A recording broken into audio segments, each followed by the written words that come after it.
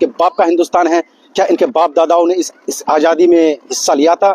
ये लोग आरएसएस वाले लोग हमेशा अंग्रेजों का गुलामी करते थे, अंग्रेजों का पेंशन लेते थे। और जैसा कि आप सभी को पता होगा कि यूपी के मेरठ में और यूपी के संभल में वहाँ के जो डीएम है और वहाँ के जो सीओ अनुज चौधरी है, जो कि आरएसएस का एजेंट है, उन्होंने कुछ फरमान जारी किया है।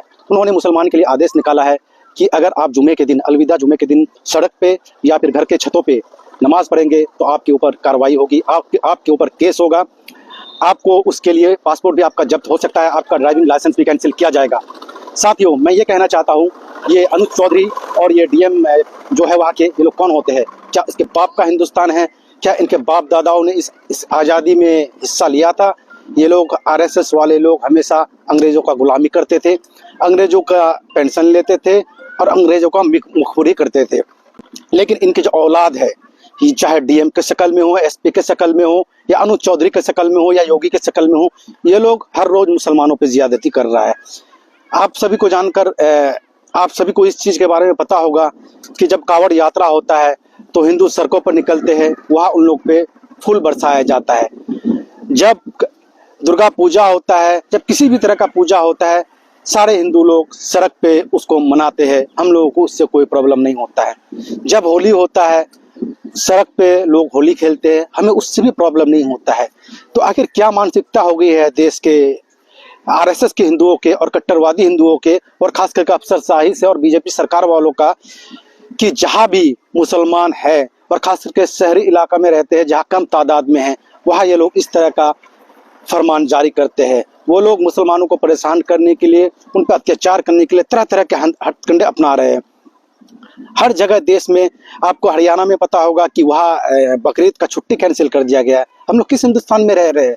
ऐसा लग रहा है कि हम लोग मुसलमानों का यहाँ कोई लेना देना नहीं है, हम लोग का यहाँ कोई पैरवी करने वाला नहीं है। मैं कहना चाहता हूँ यूपी के समाजवादी पार्टी और कांग्रेस के टीम से कि आप लोगों ने वहाँ क्या किया? जब मुसलमानों के खिलाफ जहरीला बयानबाजी हो रहा है, पहले होली में हुआ था, उसमें आप लोग सड़क पर नहीं आए, लेकिन अब अलविदा जुमा और ईद को लेके भी वहाँ खतरनाक तरह का बयान जारी हो रहा है, आप लोग उसके लेके सड़क पे क्यों नहीं आए हैं? मैं हरियाणा का कांग्रेस टीम से ये कहना चाहता हूँ, आप लोग मुसलमानों के साथ वहाँ खड़े क्यों नहीं हुए हैं? बिहार में हम लोग एमआईएम वाले हर जगह के साथ रहते हैं मुसलमानों के, लेकिन आप लोग हमेशा खामोश बैठते हैं। आपके राहुल गांधी को अगर सीबीआई का नोटिस आता है, आप लोग पूरा देश जाम कर देते हैं, लेकिन हमारे मुसलमानों पर अत्याचार होता है, पूरे कौम पे टारगेट किया जाता है, आप लोग वहाँ खामोश रहते हैं। तो मैं आप सभी लोगों से गुजारिश करता हूं कि इन असली चेहरे वाले, इन जो आरएसएस का एजेंडा लेके चलते हैं लोग, जो अंदरूनी आरएसएस के लिए काम करते हैं, चाहे कांग्रेस हो, राजद हो, समाजवादी पार्टी हो, इनके हिंदू नेता के बारे में खास करके मैं बोल रहा हूँ, उनको आप लोग अच्छी तरीके से पहचान लीजिए, क्योंकि इन पार्टियों का जो आका है, इन पार्टियों का जो अध्यक्ष है, वो हिंदू है, और एक हिंदू हिंदू का ही होकर रहेगा। मैं हिंदू मुसलमान का बात इसलिए कर रहा हूँ क्योंकि जुल्म हम लोग पे हो रहा है। अगर हम लोग पे जुल्म नहीं होता तो मैं हिंदू मुसलमान का बात नहीं करता। और मैं सुप्रीम कोर्ट से भी ये उम्मीद रखता हूँ कि आप लोग इस मैटर को सुमोटो कंसिडर करें, खुद से इसका संज्ञान ले।